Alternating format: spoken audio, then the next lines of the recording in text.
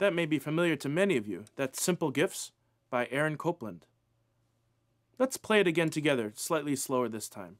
Remember, again, as in the Ode to Joy, we have several slurred bowings or smooth bowings.